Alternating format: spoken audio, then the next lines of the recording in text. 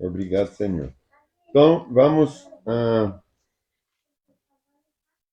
ler em Romanos 3, versículo 5, a partir do versículo 5.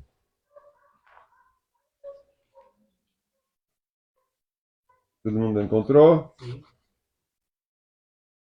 Alguém poderia dizer, mas nosso pecado não cumpre um bom propósito, ajudando... 3:5. 3:5. Vamos esperar.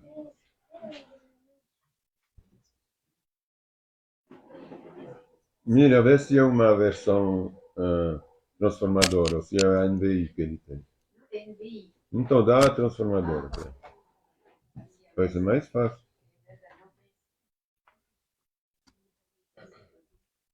Está lendo na transformadora? Sim, na mesma catu. Tem umas que tem a NVI, a Vilma tem a NVI, acho. O Elias tem a ARA, não, tem a ARC. O meio da revista corrigida. Mas, já que a gente tem transformadoras aqui. Então, vou recomeçar, tá? Versículo 5 do capítulo 3 de Romanos. Alguém poderia dizer, mas nosso pecado não cumpre um bom propósito ajudando os outros a verem como Deus é justo? Uma pergunta, hein? Não é uma injustiça, portanto, Deus nos castigar? Estou seguindo, entre parênteses, aqui ele faz uma referência. Estou seguindo o ponto de vista humano, hein? Claro que não. Veja como esse aqui é filosófico, né? Ele entra numa parte um pouquinho filosófica, o Paulo, porque ele fala, mas será que se a gente peca, então, a gente não deveria pecar para demonstrar para os outros como Deus é bom? Porque se ninguém peca, se todo mundo faz o bem, como que o amor do Senhor vai poder ser visto, hein? Se só há o bem. Então, o fato de nós pecarmos é uma coisa boa, porque assim o amor de Deus é revelado, a grandeza de Deus. Aí, tem que entender isso, é bem. Mas nosso pecado não cumpre, então, um bom propósito, como se era bom pecar, né? Ajudando os outros a verem como Deus é justo. Eu estou recomeçando, né? Não é uma injustiça, então, portanto, Deus nos castigar, já que se a gente peca, a gente revela a bondade de Deus, né? Através do nosso pecado. Aí ele fala, claro que não. Se fosse assim, como Deus poderia julgar o mundo? Então não teria mais julgamento para o mundo. Tudo seria maravilhoso, todos os pecadores, só as coisas ruins aconteceriam só para revelar o bem, a bondade de Deus. E Deus seria tão bom que ele salvaria todo mundo, e pronto, o mundo seria salvo, hein? Alguém poderia argumentar ainda, alguém poderia argumentar ainda, mas por que Deus me condena como pecador se minha mentira ressalta a sua verdade? Porque quando eu minto, eu posso deixar Deus justamente revelar a verdade. Hein? Se eu falar a verdade, eu não tenho mais nada para falar. Então é bom eu mentir. Você vê como a coisa é filosófica, como ele vai procurar bem fundo, hein? No coração das pessoas, para não deixar nenhuma brecha. Ah, não, peraí, eu pequei para que Deus possa ser revelado. Não, lá ele já vai explicando. Não adianta. Você não vai vir com esse papo furado. Não tem esse negócio de pecar para revelar a bondade de Deus, esse negócio de mentir para que a verdade possa ser revelada. Pode parar com isso. Ressalta sua, ele traz mais glória ainda a Deus. E alguns até nos difamam, afirmando que dizemos: quanto mais pecarmos, melhor. Quem disse essas coisas merece condenação. Tem uns lá naquela época, eu acho que até, talvez deve ter umas igrejas também que talvez até falam esse tipo de aberração. Quanto mais pecarmos, mais revelamos a glória do Senhor. Entendeu? Tem de tanto tudo que a gente vê hoje, até essas igrejas, inclusive, né, que estão pregando as coisas assim, mais infames, mais desviadas. Então, realmente, já naquela época já tinha esse tipo de gente, hein? Quanto mais pecar, e alguns até nos difamam, afirmando que dizemos, quanto mais pecarmos, melhor. Quem disse essas coisas merece condenação. Aí depois ele fala que todos justamente são pecadores, não adianta. Pois bem, devemos concluir que nós judeus, a gente, como eu falei da outra vez, nós judeus pode ser colocado como nós convertidos, nós cristãos, né? Porque na época era o povo de Deus, né? Então que nós convertidos ao Senhor somos melhores que os outros. Que os outros, você está perguntando. Pois bem, devemos então concluir que nós convertidos somos melhores que os outros? Não, de maneira nenhuma.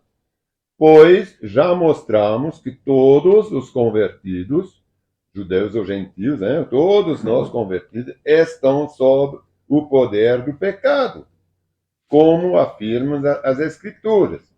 Aqui vou ler o que as Escrituras afirmam. Na verdade, isso se encontra, ele está retomando, naquela época, algumas passagens extraídas do capítulo 50, principalmente do capítulo 59 do livro de Isaías, do profeta Isaías, que ele vai lendo aqui. Aí Isaías falava já, como ele fala, afirma as Escrituras. Ninguém é justo, ninguém. Nenhum sequer. Ninguém é sábio. Ninguém busca Deus por si mesmo. Todos se desviaram, todos se tornaram inúteis. Ninguém faz o bem, nem um sequer. Essa que ele está falando a respeito de cristãos, da gente, hein? Ele fala, será que a gente é melhor? Nós mesmos, hein? A gente lá, os convertidos, os judeus. Ele fala, não, porque nem a gente convertido a gente consegue a ser bom. Porque bom é Jesus. Vocês lembram que a gente leu uma vez? Como que você me fala que eu sou bom? Bom você é bom. Bom é só o Senhor. A gente não é bom, a gente é mau. Mesmo convertido, a gente tem que sempre pedir a Deus. Sua conversa é repulsiva, com o odor de um túmulo aberto. Sua língua é cheia de mentiras. E é verdade. A gente tem a língua, mesmo convertidos. A gente quer sempre um pouquinho aparecer em algum lugar. A gente se esforça. Mas a gente não consegue ser perfeito. A gente precisa sempre ser lembrado. Não, peraí, sem Jesus eu não sou ninguém. É por isso que, como falou o Wagner hoje de manhã, ninguém, você não falou que ninguém é melhor que ninguém? Mas ninguém, nem um pastor, nem o Papa, que o Papa nem deveria existir na palavra, ninguém tem autoridade maior que o outro. Ninguém, nenhum sequer está escrito aqui, nenhum sequer. Veneno de serpente goteja dos seus lábios, sua boca é cheia de maldição e amargura. Apressem-se em cometer homicídio, por onde passa deixem destruição e sofrimento. Claro que a gente não se apressa a isso, a gente vai entender, porque na época também não tinha graça, né, na época de Isaías. Mas é verdade que a gente tem essa maldade no coração. A gente nasce com a maldade no coração. Não sabem onde encontrar paz. A gente não sabe. Só em Jesus Cristo está falado. Ninguém lhes dê a paz como eu lhes dou a paz. Não tem o menor temor a Deus. Isso aqui é claro, é evidente. Aí ele fala no 19. É evidente que a lei se aplica àqueles a quem ela foi entregue, pois o seu propósito é evitar desculpas e mostrar que todo mundo é culpado diante de Deus. Eu vou reler esse versículo. Ela foi entregue à lei, a gente sempre fala, mas a lei é para quem sempre faz as coisas erradas, hein? Então a lei foi entregue a quem? Ao povo de Deus, não foi? Ela foi entregue ao povo de Deus em primeiro lugar. Então, por quê? Ele está falando aqui, ela foi entregue a quem precisa de lei. Então, quer dizer que o povo de Deus também precisa de lei, não é só os outros. Então, que a gente não se ache melhor, porque a lei foi entregue ao povo de Deus em primeiro lugar. É evidente que a lei se aplica àqueles a quem ela foi entregue, pois seu propósito é evitar desculpas e mostrar que todo mundo é culpado diante de Deus, pois ninguém será declarado justo diante de Deus por fazer o que a lei ordena. A lei simplesmente mostra quanto somos pecadores. É verdade, a lei ela fala, não faz isso, não faz isso, não faz isso. Então, ela nos mostra quanto a gente é pecador, porque a gente precisa dela para não fazer. Só que ela não nos salva. Não é porque a gente cumpre a lei, está escrito aqui, pois ninguém será declarado justo diante de Deus por fazer o que a lei ordena. Então, mesmo quem fala assim, opa, eu faço só o bem. Quantas pessoas vocês já ouviram falar? Eu sou maravilhoso, eu ajudo os pobres, eu faço isso, eu não mato, eu não roubo, eu não minto. Não adianta. Adianta sim, tem que respeitar, é o mínimo, mas não salva. Parece que está aqui. Pois ninguém será declarado justo diante de Deus por fazer o que a lei ordena. Não basta. A lei simplesmente mostra quanto que a gente é ruim. Porque se a gente não tivesse ela, a gente faria ainda todas essas coisas ruins. Agora, porém, no 21, conforme prometido na lei de Moisés e nos profetas, Deus nos mostrou como somos declarados justos. Então, se a lei não nos declara justos, agora, como que a gente pode ser justificado na frente de Deus, então? Deus nos mostrou como somos declarados justos diante dele, de Deus, sem as exigências da lei. Então não adianta falar, eu sou muito bom, eu sou melhor que você, porque você mente, você faz isso, eu não minto. Mas isso não basta. Mesmo se eu não minto, mesmo se eu não roubo, isso não me salvou. Sem as exigências da lei. Somos declarados justos diante de Deus por meio da fé em Jesus. Amém. E isso se aplica a todos que creem sem nenhuma distinção. A todos que creem, quer dizer, a africanos, a espíritas, a russos, a os que fazem o candomblé, uma vez que eles creem, que eles se convertem, eles são justificados na frente de Deus. Por meio da fé em Jesus Cristo. Uma vez que eles creem em Jesus Cristo, que eles aplicam, eles seguem os mandamentos de Jesus Cristo, que eles se convertem, aí eles são justificados. A todos que creem, sem nenhuma distinção.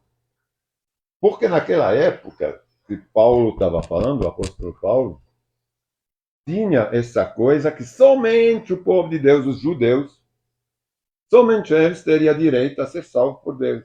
Os outros não tinham direito nenhum. Mas mesmo querendo seguir a Jesus, eles não tinham direito. Porque eles não eram circuncidados, porque eles não eram herdeiros, descendentes de Moisés, dessa linhagem. Eles eram egípcios, ou sei lá, turcos, ou de outras nações. Então, Deus veio em primeiro lugar para os judeus. E isso é verdade.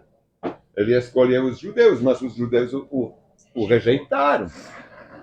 Então, depois, ele falou, é assim?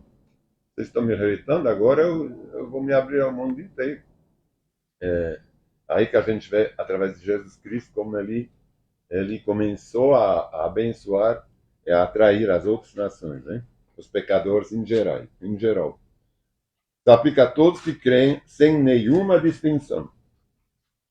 Pois todos, está escrito todos, não alguns, todos pecaram e não alcançaram o padrão da glória de Deus. Mas Ele, em sua graça, nos declara justos por meio de Jesus Cristo, que nos resgatou. É um resgate, né, que Jesus veio fazer. Ele veio morrer na cruz, ele derramou o sangue para nos resgatar. Porque não é para nos salvar, é porque todos são perdidos. Então a gente é resgatado por ele, né, da perdição. Nos resgatou do castigo por nossos pecados, porque todos são pecadores. Deus apresentou Jesus como sacrifício pelo pecado, com o sangue que ele derramou, mostrando assim sua justiça sua justiça em favor dos que creem. Então não tem condição alguém ser salvo sem crer em Jesus Cristo, sem passar pelo sacrifício de Jesus Cristo, sem passar pelo sangue purificador, a morte, a ressurreição de Jesus Cristo. Não tem condição. É por isso que a gente precisa crer, é como está escrito em outras partes da palavra, a gente precisa crer, nascer de novo, nascer uma nova criatura, morrer com Cristo é renascer, ressuscitar com Cristo também. Aí a gente é salvo. Porque está escrito, com o sangue que ele derramou, mostrando assim a sua justiça em favor de quem? Dos que creem. No passado ele se conteve e não castigou os pecados antes cometidos, pois planejava revelar sua justiça no tempo presente. Tempo presente naquele tempo de Paulo, quando justamente Jesus Cristo veio e se sacrificou. Aquele tinha acabado quase de morrer e ressuscitar, hein, quando ele estava pregando para os romanos. Acabado não, fazia um tempo já, mas não muito tempo. Então, ele fala que no passado, Deus, ele não castigou, as pessoas podiam realmente viver só segundo a lei, não é? Aí faziam sacrifícios. Então, a lei não os salvava, mas ele não os castigava também não. Quando eles faziam parte do reino do povo de Deus, é que eles faziam todos os rituais, levavam os sacrifícios para ser perdoado. Então, era o povo inteiro que passava pela essa absolução, como a gente fala. Eles eram absolvidos através dos rituais e das tradições e da lei, mas não eram perdoados, eram absolvidos, hein? Ele fala que eles não eram condenados, você vê? Pois, no passado, ele se conteve e não castigou os pecados antes cometidos, pois planejava revelar a sua justiça no tempo presente. Eles não tiveram essa oportunidade como a gente tem, de ser resgatados. Né? Então, todos aqueles que fizeram alguma coisa contra a lei, que não praticaram todos os sacrifícios como tinha que ser, e ninguém conseguia, está escrito que ninguém conseguia, por isso que Jesus Cristo precisou de morrer, então eles não foram salvos. Hein? Declarado justo, o pecado, Deus se mostrou justo, condenando o pecado, e justificador, declarando justo o pecador que crê em Jesus. Então, o que Jesus ele faz hoje? Ele não condena o pecador, ele condena o pecado. Antes ele condenava o pecador. Hoje ele condena o pecado e justifica o pecador, porque a gente não vai morrer sem pecados. Então, a gente vai morrer pecador. Ele não quer pecar, mas a gente vai morrer pecador, ele não vai morrer como deuses. Hein? Então, ele condena em nosso pecado, e nos justifica como pecador, para a gente poder ter a justificação na frente de Deus e ser salvo. Podemos, então, no versículo 27, nos vangloriar de ter feito algo para sermos aceitos por Deus? Não, hein? Porque a gente não consegue fazer nada para ser salvo só através de Jesus. Não, pois nossa absolvição não vem pela obediência à lei, como ele acabou de falar, mas pela fé, porque a gente crê em Jesus, no sangue remidor, que vai nos perdoar nossos pecados. Portanto, somos declarados justos por meio da fé e não pela obediência à lei. Mas a gente precisa obedecer à lei. A gente não pode agora matar, roubar, mentir. Mas a gente não é declarado justo por causa disso. A gente é declarado justo porque a gente acredita e crê no sacrifício de Jesus Cristo. A gente participou desse sacrifício. Afinal, essa aqui de novo é um pouquinho filosófico, mas é muito bom porque ele vai fuçar longe no coração, para a gente não ter desculpa nenhuma. No 29. Afinal, Deus é Deus apenas para os cristãos, para os judeus?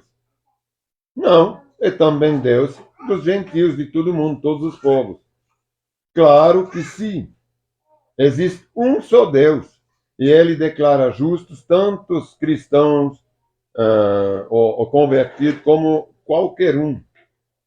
Somente pela fé, quando qualquer um crê. Hein? Ele fala aqui, judeus e gentios. Os judeus eram o povo de Deus, os gentios eram todas as outras nações. Hein?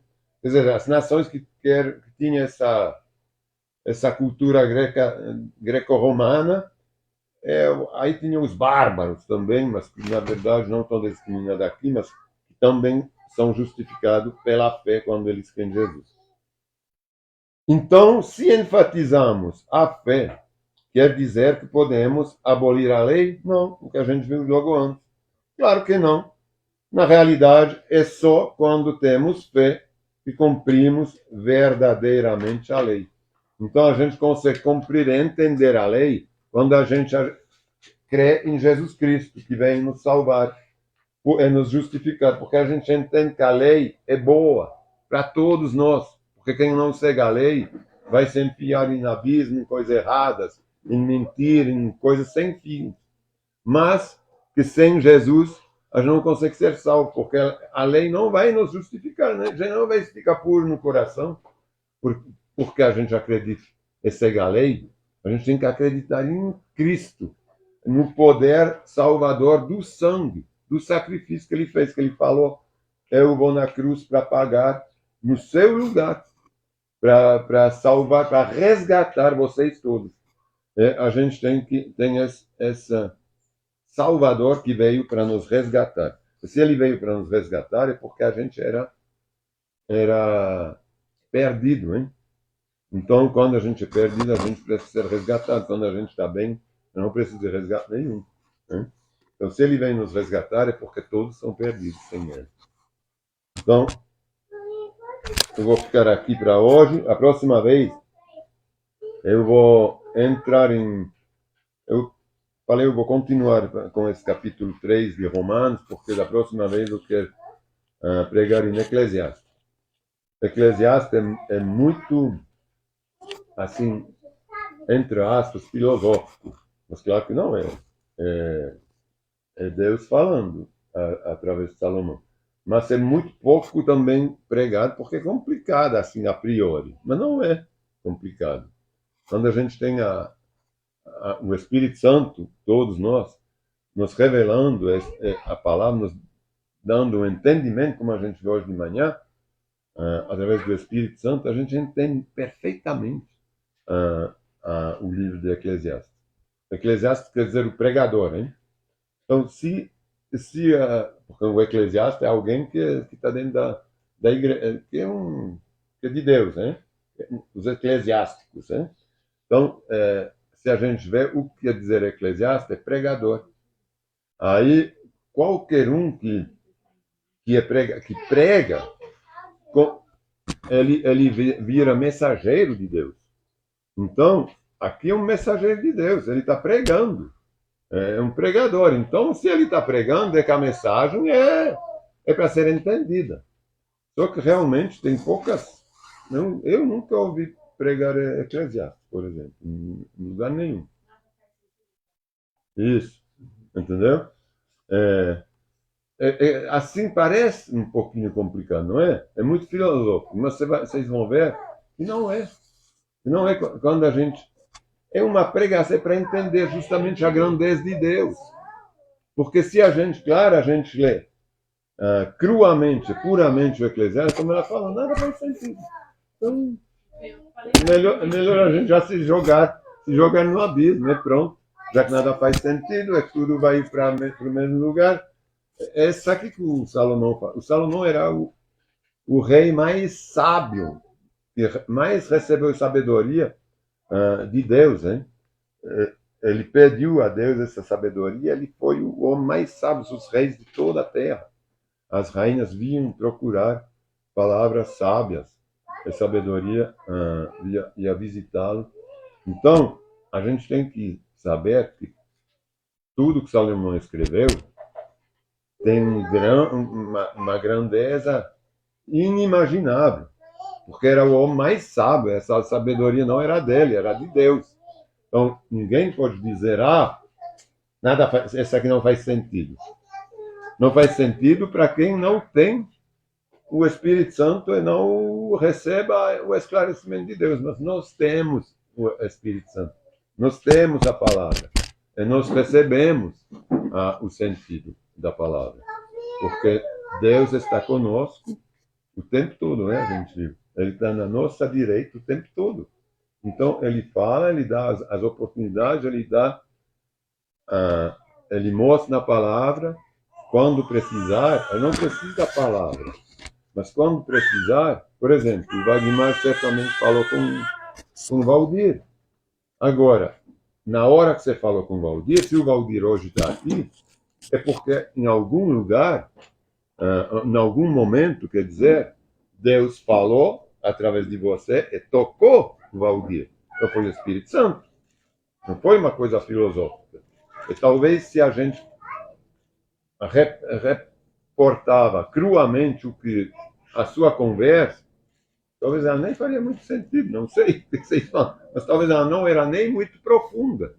Né? Então, a gente tem que encontrar a largura, a profundidade, a altura dentro dessas palavras, às vezes simples, que fazem justamente que os povos se movem, que as pessoas se movem, são transformadas através de pouca coisa. Ou através de palavras, às vezes, que não são muito... que não faz muito sentido, assim, a priori, né? Mas que é uma filosofia que não vem do homem, mas de Deus, agora. Porque a gente está acostumado com filosofias humanas. Mas isso não faz sentido, não é assim, não é assado, né? Todos esses filósofos. Aqui na palavra a gente tem filosofia, mas ela é divina, entendeu? Ela não é humana. Então ela tem uma amplitude muito maior. Muito obrigado, Senhor.